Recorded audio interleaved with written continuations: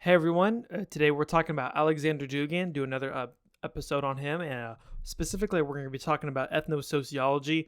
With regards to what books we're going to be covering, we're kind of covering two this episode. So we're talking about Ethnos and Society, but we're also talking about another book that he has out called Ethnosociology, The Foundations. We're mainly going to be talking about Ethnos and Society, mainly because ethnosociology is it kind of reviews a lot of literature of what other people have written about ethnosociology and doesn't add too much to Alexander Dugin and ethnosociology as a whole, but we will be taking some stuff from that. So let's get right into it here. So what is ethnosociology? So ethnosociology is a type of social science. It's in a way it's kind of like sociology, but ethnosociology attempts to study the ethnos and more complex societies through the lens of the ethnos and to look at the ethnic component that lies at the basis of all these more complex societies. This is kind of contrasted to sociology, which studies our current stage of society, which Dugin categorizes as civil society here in the West. And sociology doesn't really have the tools to look at other more simple, more archaic societies, if you will. So ethnosociology is more broad than sociology is, but it's a bit more focused than, say, anthropology is. So let's go ahead and define the ethnos. What is the ethnos? So the ethnos is the simplest form of human society. There is nothing more simple than the ethnos. The ethnos acts as a sort of building block, an atom in the Greek term, in the meaning that it's something that can't be divided into further components. There's no form of society that is more simpler than the ethnos. Dugin adopts Sergei Shirokogorov's definition of the ethnos as being a group of people who, 1, speak the same language, 2, acknowledge their single origin, and 3, possess a complex of customs, ways of life preserved and sanctified by tradition, differing from the customs of other groups. So this ethnos, or the ethnos, is again the simplest form of human society that changes or evolves into more complex society, yet the ethnos still exists to some extent in these more complex societies and exerts its ethnic influence on that society. And with regards to the approach that ethnosociology takes in studying various types of societies, it doesn't see one society as better or worse than the other. It doesn't apply terms with value onto different stages of society. The only categorizations that Dugin finds appropriate for the different stages of society is different levels of complexity, and there's nothing necessarily good or necessarily bad about something being more simple or more complex. It's just either simple or more complex. That's all there is to it. And ethnosociology also does not see the progression of the ethnos as something that's inevitable.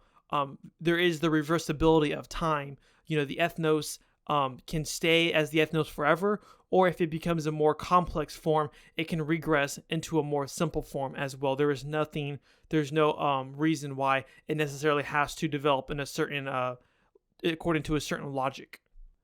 But let's dive into actually studying the ethnos. So at first, this lecture or presentation here is going to be covering the ethnos itself before we dive into more complex societies and look at those societies through the ethnos. So for Dugin, he writes that there's 3 forms of the ethnos, or 3 ways that we can study the ethnos. So the first one is ethnostatics. And ethnostatics is a neologism, or kind of a made-up word that Dugin creates, combining the word ethno and statics together. So the ethnostatics looks at the ethnos as a fixed, static structure. And he largely does this through using Hegelian dialectics with a combination of Husserlian phenomenology. And if you aren't aware of what those 2 things mean really, I've made this, or I've structured this presentation in a way where if you don't know what it means, you'll be just fine anyways. So looking at ethnic thought, or thought relating to the ethnos, or how the ethnos thinks, ethnic thought is intentional. And what this means is that it views the world as desired and as it wishes it to be, in a sort of what Dugin calls a pre-logical way. again, there's no value added to the word prelogical or that phrase. So for the ethnos and ethnic thought, there is no distinction between noumena and phenomena, the real and the representation or the simulated, the model and the series. There is no simulacra in the ethnos. The ethnos thinks the world is one way, and that's simply the way the world is. So when the ethnos, for instance, talks about spirits and other type of magical, mystical, or spiritual phenomena, they're not talking about those things as representations or a sort of symbolism. They're rather talking about those things as part of the real world that they know, just as they would talk about, say trees, rocks, or, other human beings and their ethnos. So for the ethnos, there's no difference between myth and reality. And this carries over to the way they speak and the way they use language. So language in the ethnos, when people use words in the ethnos, they're not referring to a system of signs to indicate meaning, as the structuralist theory of language would have it. Because for the ethnos, the world is simply one. There is only one world for the ethnos, and this is the life world, or the ethnocentrum.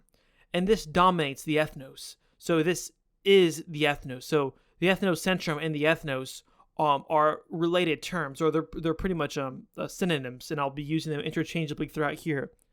Thus, the only space that exists for the ethnos is the space that is experienced by the ethnos.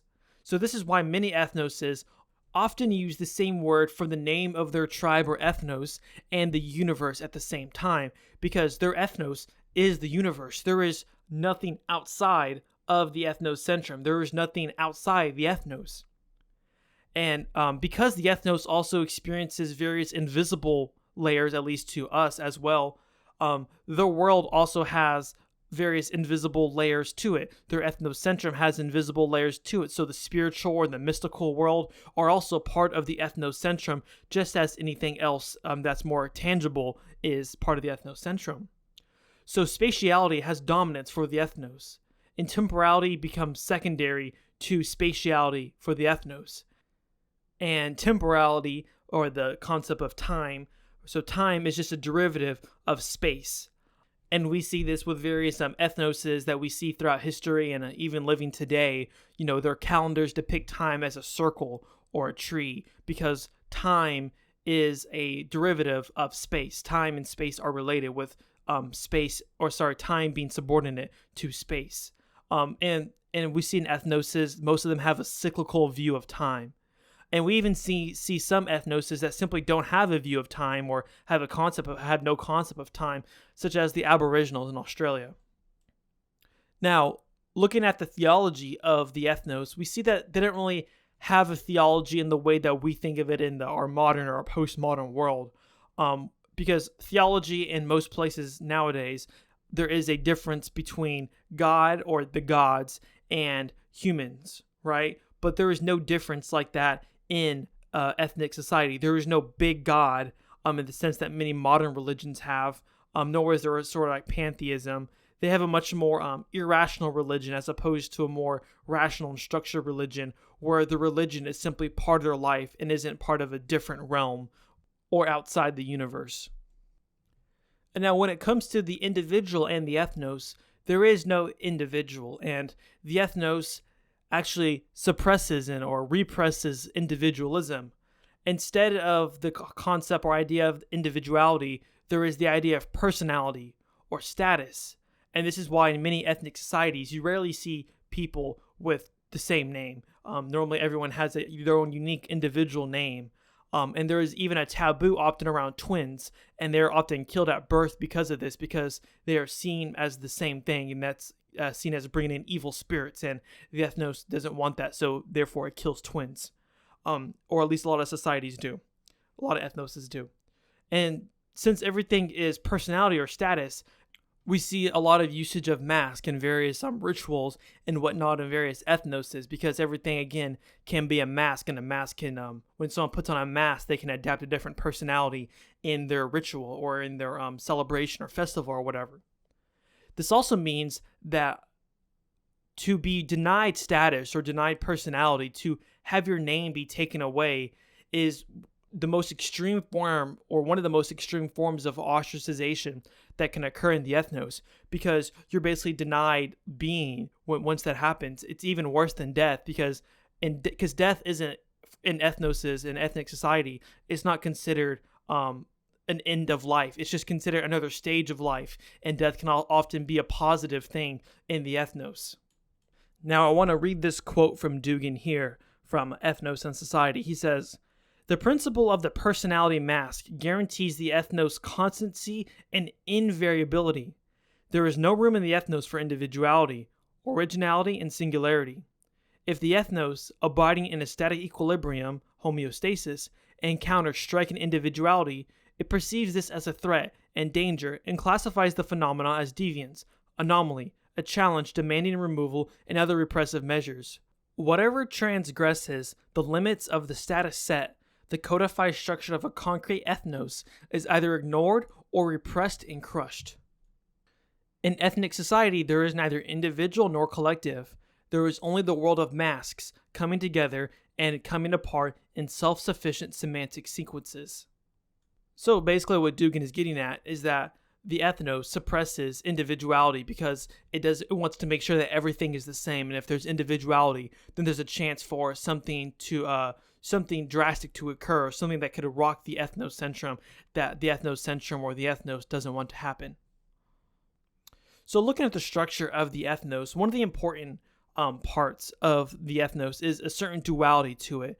And one of the most obvious dualities in the ethnos is the gender or sex dichotomies.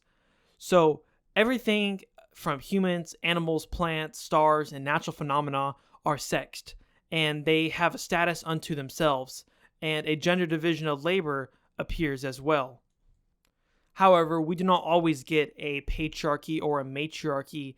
This normally happens with more complex ethnoses or more advanced ethnoses. However, we always see a division of labor. We also see this dualistic structure in the ethnos and the principle of exogamy. This is summed up by one Siberian of the Ket ethnos, who says that the principle of exogamy is basically always take a wife from the other half of the tribe. So the tribe or the ethnos is always split into at least two clans or lineages, wherein someone, if they're going to get married, is always supposed to marry from the other side.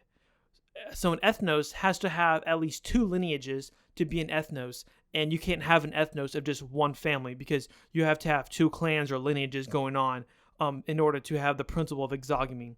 And the ethnos does this to kind of prevent incest, but it also to integrate the different sides of the tribes together and make sure that differences don't occur or differences too striking don't occur in the ethnos. And so this gender stratification or the gender division of labor, and also the idea that the ethnos always has to have two sides to it, sometimes more. These are some of the very few places that we see stratification in the ethnos, and even then, they're at a very minimum. So man and female aren't other to each other; they are familiar with each other in the same way that the two other sides of the tribe, or the two clans or lineages in the tribe, are also familiar with each other as well. They're not super distinct from each other. They're not other to each other. They're still part of the same life force, the same ethnocentrum. And in the ethnos, we also see the figure of the shaman. So the shaman personifies functionality and synthesis in the ethnos. It represents the ethnos as a static phenomena, and the shaman performs many special functions that help with the stability of the tribe, such as conducting rituals and rites. He also defines the ethnocentrum and how large it is, as well as he protects the ethnocentrum from evil spirits and other outside influences, and acts as a sort of de facto leader of the ethnos.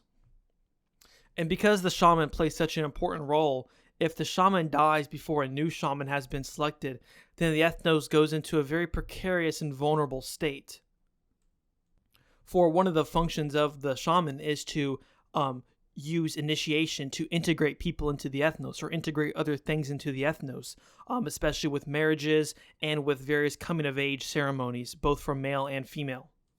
And if other outside influences are exposed to the ethnos, such as, say, a wandering child from another tribe, gets lost in the forest and comes up to one ethnos, the shaman has the ability to basically integrate that child into that ethnos and make him a not other. So to prevent the ethnos and the ethnocentrum from experiences otherness. So, but if the shaman is dead and that child wanders into the village or the tribe, then that could cause a lot of problems because you have this other that comes into the tribe and there's no real way to deal with that. All right, so now we can move on to ethnodynamics. So ethnodynamics are defined as the vibrating force processes occurring inside the ethnos, but remaining within the limits of its stable and invariable structural constancy. So ethnodynamics are often reactionary and responses to challenges in order to make sure that eternity of the ethnos is ensured. And the shaman, who we just talked about, plays perhaps the largest role in ethnodynamics. So in other words, ethnodynamics is the internal processes that occur within the ethnos, but that do not make any real quantitative or qualitative changes to the ethnos. It doesn't make it into a different form of society. It's just the various processes that happen within the society. So one of these processes that the ethnos undergoes is that the ethnos is always becoming itself through a reaffirmation of its identity, which happens through socialization, where members of the ethnos say yes, maybe not literally, but in through their actions and oftentimes through speech, to the ethnos. They say yes to the ethnos and affirm its existence. One of the rather interesting examples that Dugin gives of this is through names. So as we kind of talked about in the last section, the ethnos gives the name and the role in the ethnocentrum to the person, and only through abiding by the ethnocentrum does the individual really exist. This means that each person can only actualize themselves to the extent that they are actualized through the ethnos, which means the structure of the ethnos is set up in such a way that each person reaffirms the existence and identity of the ethnos once they reaffirm their identity themselves. So when someone self-actualizes their self through the ethnos, they reaffirm the ethnos. We also see a similar process take place through language. So if you remember earlier, we talked about how in ethnic society, language is not just an elaborate system of signifiers and signifieds and signs as structuralists theorized, but rather when they speak, they are evoking the thing itself. And when they evoke the thing itself through language, through their speech, they thereby affirm its being in the ethnocentrum, right? Because if they're talking about something, then that something is within the ethnocentrum, and they're reaffirming the ethnocentrum because there is nothing outside of the ethnocentrum. Only nothingness is outside the ethnocentrum. So if they're speaking about something and evoking it, then they are through evoking something in the ethnocentrum, they are affirming the ethnocentrum as well. And this is also why myths and storytelling also play such a large role in ethnic societies too. But aside from just reaffirming the ethnos, ethnodynamics also protects the ethnos from the other. For the ethnos does not know the other. It does not know anything outside of the ethnocentrum. It does not know the nothing that lies outside its borders or outside of its universe as they see it, right? So everything is inside the ethnos, nothing without, which is why all young people in the ethnos, once they hit a certain age, must undergo a kind of coming-of-age ritual, which reaffirms their existence in the ethnos, and it also reaffirms that there is nothing outside the ethnos as well. Then there's also the basic fact that the ethnos needs human beings, right? You can't have an ethnos with no people. So marriage becomes very important, since without that, there would be no children and no people to carry on the ethnos. So only those initiated are allowed to marry. So that's another role that the initiation or coming of age ceremonies play as well. It serves to propagate marriage and propagate children and propagate people. But even inanimate objects or things that aren't humans are part of the ethnocentrum and undergo socialization as well. For instance, the dead and nature. And this is why ancestor worship and burial rites exist. Similar things happen with nature. The distinction between nature and culture is abolished, and nature is worshipped and revered in one way or the other, and the founding mythos of the tribe often has the ethnos spawning from animals, and thus nature becomes integrated into the ethnocentrum. Some other examples that Dugin gives of ethnosocialization include labor practices, religious cults, holidays, military excursions, medical rites, tribal councils, and games as well. And when the ethnos does banish something, it doesn't kill a person, it simply deprives them of a name and makes them part of the nothingness. It makes them nothing. It makes them the nothingness that surrounds the ethnocentrum. And it ensures that nothing is without. Everything is out. Everything that is nothing is outside the ethnocentrum. So ethnodynamics is fundamentally about overcoming the other and ensuring that the ethnocentrum is all-encompassing, because, as we talked about in the ethnostatics part, there is no simulacra in the ethnocentrum. There is no otherness in the ethnocentrum. There's no series and model, no phenomena, noumena distinction. Everything just simply is. Everything is part of the universe. And lastly, here in our discussion about ethnodynamics, we have the economy of the ethnos. So the ethnos, it doesn't have a capitalistic economy, or it doesn't have the logic of capitalism within it. Ethnoses have what's called a gift economy. In the gift economy, the principle of equilibrium dominates above all else, and the ethnos is careful not to gain nor to incur loss during trading. So we see this in the potlatch ritual and other sacrificial rituals, where members of the ethnos come to destroy their excess items in a ritualistic fashion to maintain equilibrium and prevent the new from entering, to prevent the other from entering. Even large festivities act as a way for people to get their repressed desires out of the way and to use up saved up resources in the ethnos to prevent that new from entering again, right? And we see a similar logic in the way that trading occurs.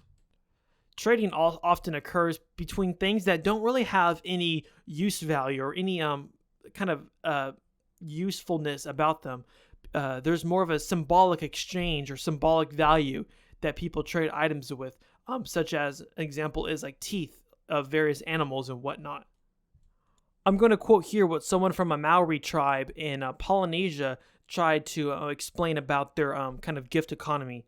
The person said, "The obligation attached to a gift itself is not inert. Even when abandoned by the giver, it still forms a part of him. Through it, he has hold over the recipient, just as he had, while its owner, a hold over anyone who stole it. For the taonga, or gift, is animated with the how of its forest, its soil, its homeland, and the how pursues him who holds it. The thing given is not inert. It is alive and often personified, and strives to bring to its original clan and homeland some equivalent to take its place." And how here means kind of a spiritual force that is in everything in the Maori ethno, or this tribe's ethnocentrum. So they don't believe that they own things. Rather, everything is a part of their ethnocentrum, and they are borrowing it. But through their borrowing carries various obligations that they have to undertake as well. All right, so now we can move on to ethnokinetics. So just to recap, ethnostatics describes the structures or the structure of the ethnos. Ethnodynamics describes the processes that go into the ethnos to maintain its equilibrium. And ethnokinetics is how the ethnos transforms itself into something else, into a different and more complex society. Ethnokinetics lays the groundwork for a transition into a different stage, a more complex society. But all of these processes still happen within the ethnos, and often in the process of ethnokinetics, the ethnos is able to restabilize itself and preserve their ethnocentrum. But once the ethnocentrum is broken, it can't ever be the same again. Even if it regresses back into an ethnos, it transforms into a new ethnos. And once ethnokinetics reaches its logical conclusion of going to a more complex society, more complex society is called the Narad, or the Laos, and we'll talk more about that later. So the ethnokinetics begins once the ethnos properly recognizes the other as other, and doesn't simply ignore it or integrate it into the ethnocentrum. For even if there is an other that is kind of within reach of the ethnos or within view of the ethnos, it can simply ignore it. An ethnos can even ignore being conquered, for instance, and refuse to give recognition to the people who are conquering them. The other can even be bad climatic conditions, which are often interpreted as evil spirits too. So a lot of things are the other, and the ethnos tries to prevent all things that are the other from entering into the ethnocentrum. So ethnokinetic starts once the other is properly recognized as another, and the ethnocentrum starts to break due to the shaman and ethnodynamics being unable to hold the ethnocentrum together. They're unable to maintain stability. Once the other appears and is properly recognized, a we group and a they group emerges, as opposed to simple existence or being in the ethnocentrum. And because of this, war in a proper fashion begins to take place with another ethnos. Fighting can actually happen in the ethnos without ethnokinetics. It can happen in ethnodynamics because it doesn't fight a proper war. It just simply views the conflict it's undergoing as a game or symbolic exchange or competition, not an ontological fight for their very existence. But once the ethnos recognizes the other and goes to war with it, there is distinct we group and they groups. And once this conflict begins to occur, this actual real conflict, this kind of total war that goes about between the two ethnoses, you see a militarization of the ethnos. You already had kind of a military class or men who could do warfare or do conflict in the ethnos, but here it's different because we start to see a more like professionalized class of warriors. And this actually starts to create stratification with the class of men who become warriors within the ethnos, and thus otherness begins to be inside this fractured ethnocentrum for the first time, because this warrior class becomes a sort of other within the ethnocentrum itself.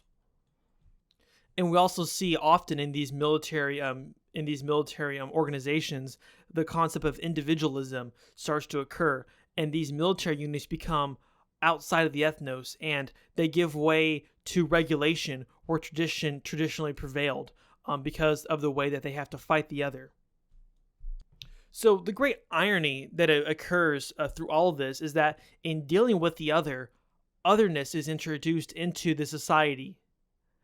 And you have even more otherness introduced into the society, and more social stratification occur once the tribe or once the warriors start to bring back captured soldiers and turn them into slaves. The otherness they began to fight against is now inside, but not a part of their ethnos, and the subject-object distinction that the ethnos relentlessly suppressed now comes into fruition with the slaves, since they are, as the Egyptians called them, the living dead, because they are considered socially dead, but they're obviously alive and doing labor tasks and whatnot. And there's a distance between living and dead embodied within a person, and thus you get this subject-object distinction where normally there was no such distinction whatsoever. We also see with this warrior, the rise of this warrior class or this warrior caste, is that the shaman becomes accompanied by the figure of the chief, who's kind of this ruler warrior, and a dialectic struggle occurs between the shaman, who tries to pull the ethnocentrum back together, back into stability and to expel otherness, and the chief, who tries to pull the ethnos in another direction.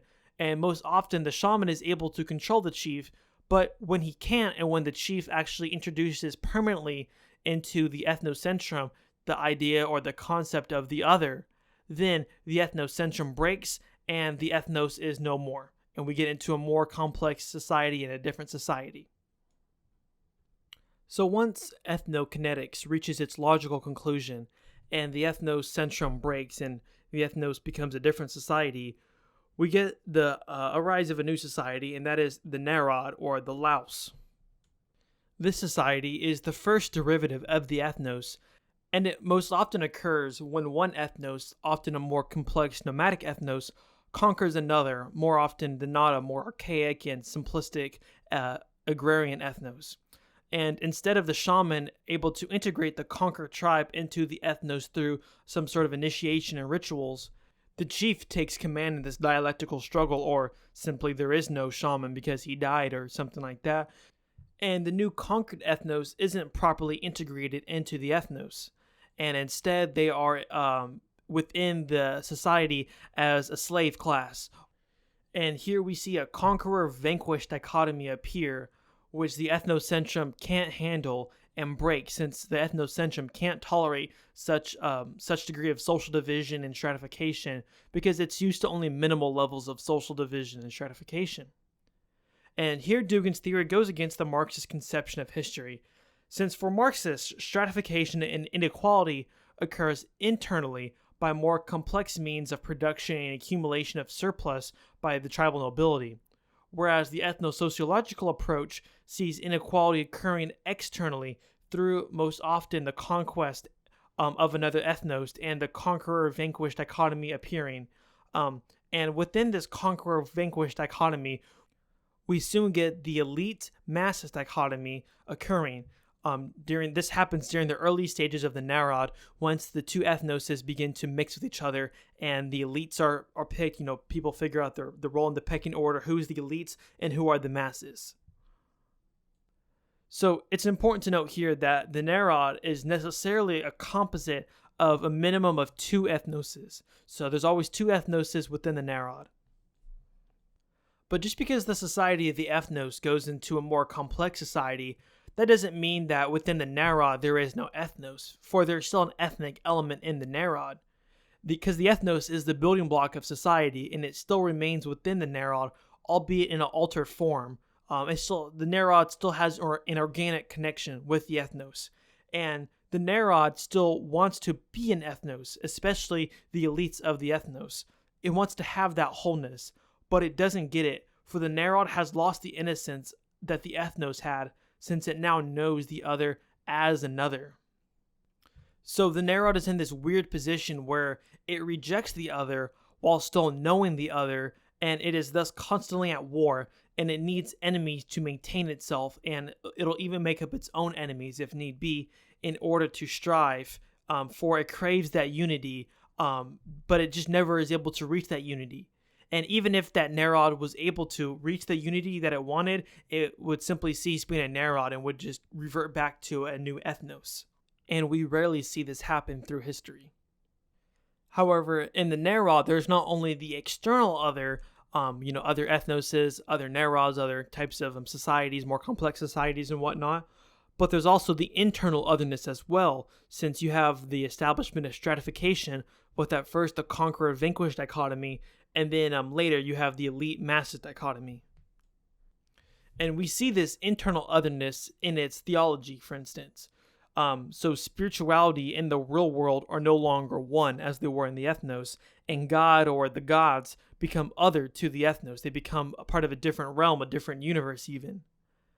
And while the ethnos was able to have a dichotomous characteristic while maintaining unity through gender divisions, and a minimum of at least two clans or lineages in the ethnos, the Narod likewise has a dichotomous structure, but there's no unity within those structures. There's no unity between the elites and the masses. They are very different and always other to each other.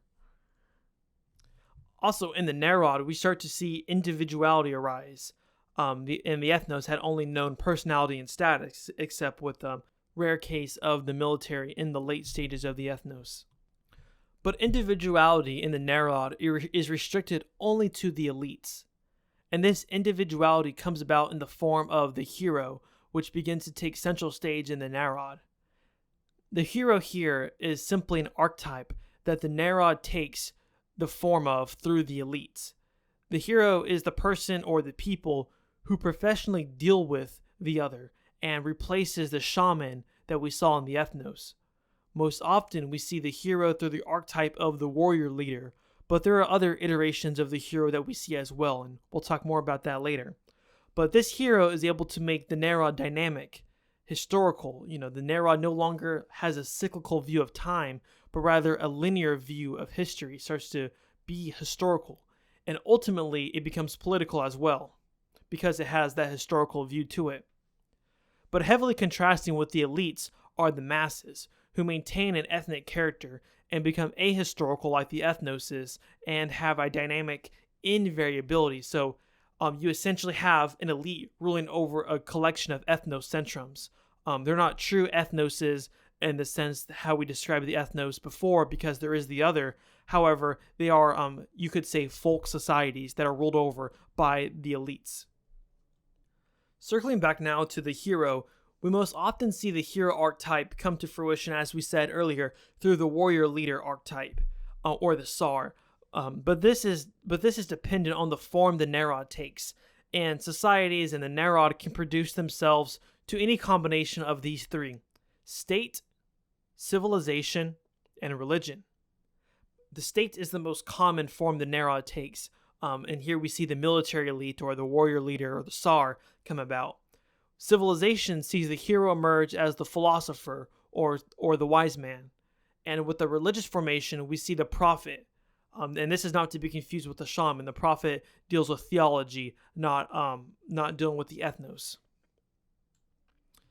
In the formation of the state, we see military leaders who found political entities and their own dynasties. Thus, society becomes structured around military service and virtue. This hero archetype leads to what is often called the traditional state. Some examples of this include Egypt with the pharaoh, Rome, the Huns, and the Mongols. These are all examples of Narods formed from the state. In the religious formation, we see the prophet becomes the hero, but it is not a peaceful, unifying figure like the shaman is, who is trying to protect the unity of the ethnocentrum, but the prophet is a figure of war who points out the distance between God and the rest of humanity and pushes the Narod to conquer the other as part of a moral imperative. It's a difference between immanent versus transcendental. So the shaman deals with the immanent and the prophet deals with the transcendental view of God. Exemplifying this would be Judaism, which existed as a Narod even without a state and even during the diaspora. We also see religious Narods in the Islamic caliphates, Russian Orthodoxy, and the East and West Roman empires. But again, as I said previously, most often these Narods are a mixture of the three: the state, civilization, and religion. And here, lastly, we have the Narod created through civilization, where the philosopher, through philosophy, tries to cope with the divided world. The classic example of this is ancient Greece, where a series of city-states had a sense of unity through being part of the Greek civilization. In the Greek civilization, the split of the world was attempted to be mended through logos. Other examples of civilizational Narods we see include India as well as China.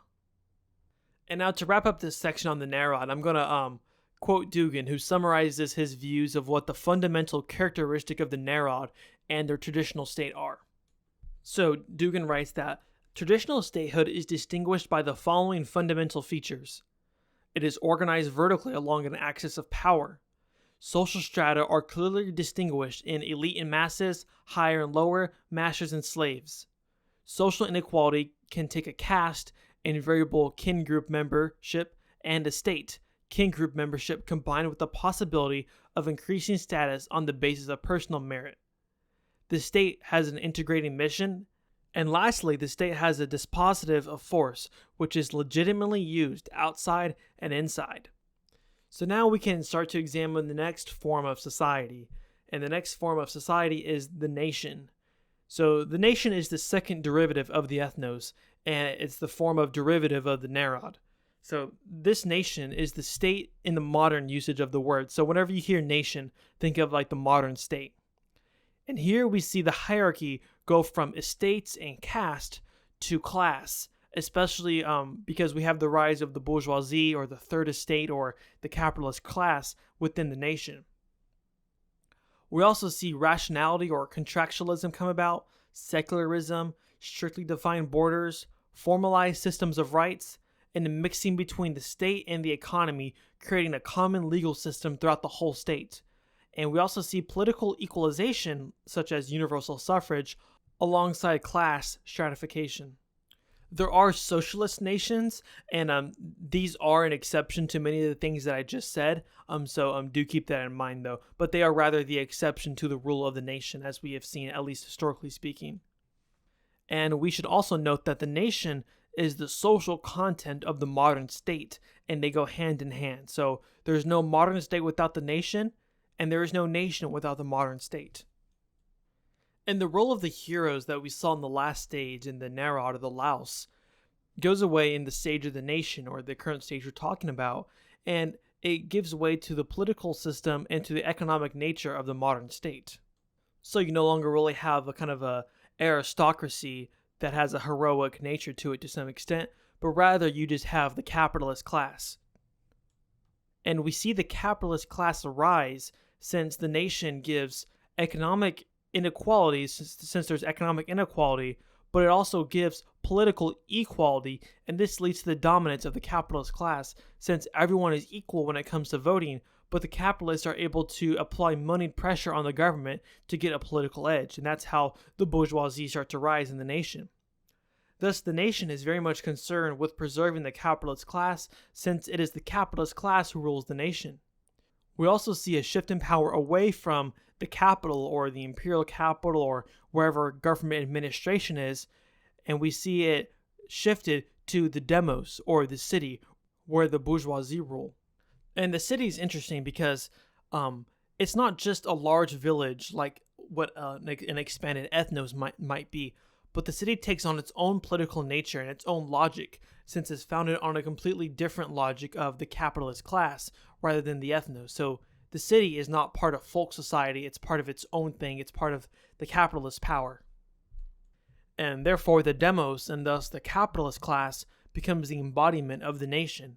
And this should be no surprise, since the word bourgeoisie, which is a French word, even derives from the French word of city.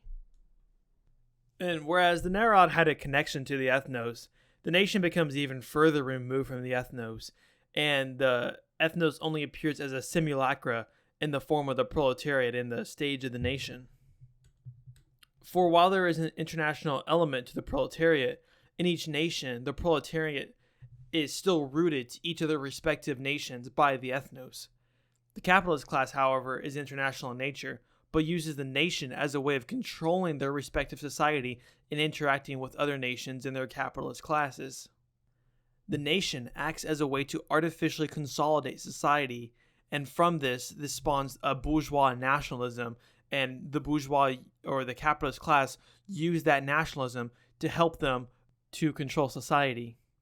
Since in the demos or in the cities, all their citizens have been increasingly atomized, and they have been removed from the ethnos. They don't really have a connection to the ethnos as they did, say, in the Narod. So in order to kind of consolidate these people together and to get them to do things and to have political control, they create nationalism as a way to have their people who they have basically atomized as just individuals to form into a kind of an artificial collective.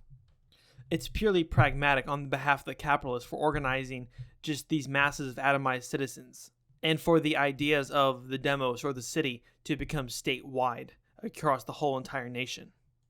Dugin writes that nationalism invents the nation, i.e., a society that never existed but uses elements taken from the real historical experiences of concrete groups, ethnoses, and the history of the Narod, torn from their context, deprived of their meaning, and transformed into a compulsory socio-cultural dogma imposed with the help of the full force of the state apparatus.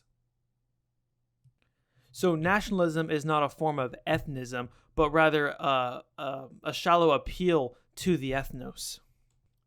And here we see the difference between the traditional state and the more modern state, whereas in the traditional state, they did not try to mobilize the masses, but they more or less try to mobilize the elites. But the nation mobilizes the masses through nationalism and through patriotism.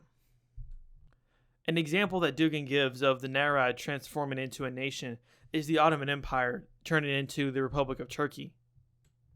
For the Ottoman Empire was a Narod, and there was relative decentralization within that society. But once the Young Turks started taking control and the Ottoman Empire went away, the Young Turks brutally suppressed minority peoples in their borders, and Turkey started to become a modern state. We've now entered the stage of civil society or global society. So civil society is the domain in which sociology studies society at. This is the third derivation of the ethnos, and now civil society lacks an ethnic dimension except in the depths of the periphery. So there's really not much ethnic, or there's really not much of an ethnos left, at the civil society. What makes civil society so unique is that it's possible to operate it outside the state, and it is outside of both artificial and both natural collectives. And it has a positive view of itself, historically speaking, and sees time and progress as a monotonic process, ever increasing in one positive direction. So it sees itself as the culmination of progress. And here, the capitalist class still dominates, but that class artificially raises up the proletariat class to protect itself, and social stratification starts to disappear. So it basically wants to prevent a kind of a class warfare. So it kind of makes it artificially promotes certain areas to alleviate the threat of class warfare. And then we see the ethnocentrum, which we talked about earlier. There is no longer an ethnocentrum, but it transfers into an egocentrum. That's kind of a new word that Dugin makes up here. And within the egocentrum, the universe becomes contained within the individual. And society doesn't interfere with the egocentrum because the egocentrum is made to be the most important thing in the society. And the civil society is also built on liberalism and the idea of libertas, or freedom from, with man seen as homo economicus, as theorized by people like John Locke, Kant, and Karl Popper in their ideas of political philosophy. So everyone becomes merely an atomized, rational individual, and there's not even a pretense to collectivize the people under a sort of nationalism as the nation tried to do, or even if it was rather artificial.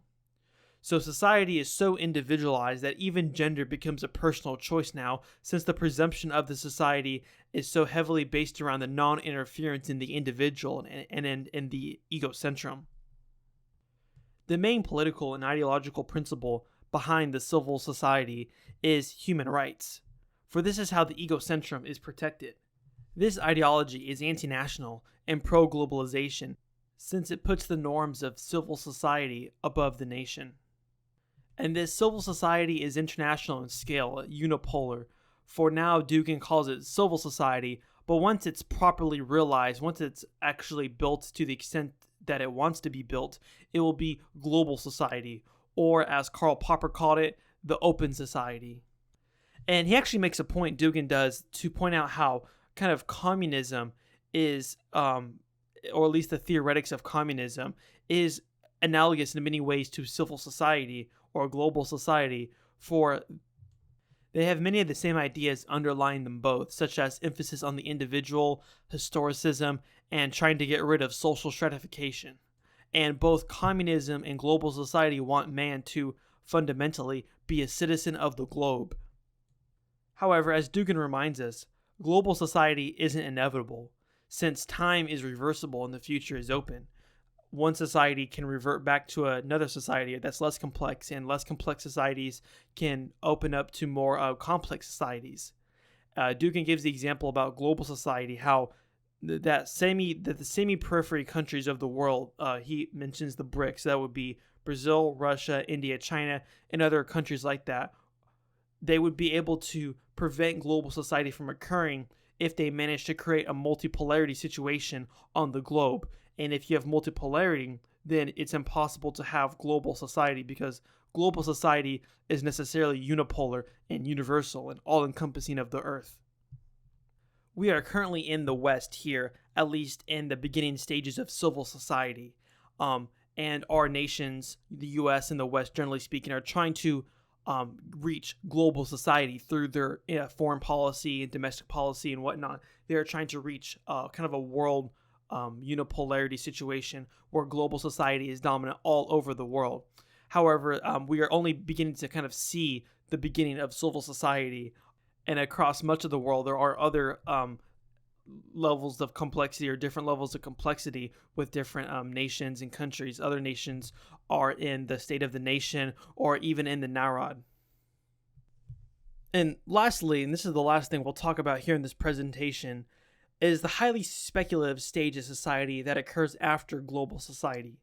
And this is dubbed post-society. And this occurs after the post-historical stage of history. So this would occur, if it is to occur, it would occur after global society has truly become global and all-encompassing. For once it has reached all across the world, then global society will have reached its historical climax. It will have done what its history tells it needs to do, or at least what its own internal history tells it has to do. And so here in post society or in post humanity, we could see things such as clones, cyborgs, and mutants. And this is very, very speculative, and Dugin talks about this a bit more in the fourth political theory, which I also have a video on, where he talks about what would happen if global society or liberalism were to become international, truly a global in scope. He talks about it more there. But here, from an ethnosociological point of view, it is highly speculative, but we can't imagine a society that is post-global society, and we see a sort of post-humanity, relying off a lot of philosophy of what the postmodernists have written about. And with this, we can wrap up our discussion on ethnosociology and what Alexander Dugin has to say about it. There's not really much more to say. I pretty much covered all of the book Ethnos and Society, as well as a good portion of Ethnosociology, the foundations. So I hope this video is helpful to someone out there. And if you have any questions, just drop it in the comments, or if you know my if you have my contact, go ahead and feel free to message me, and I'll be more than happy to answer your questions there. Thank you so much.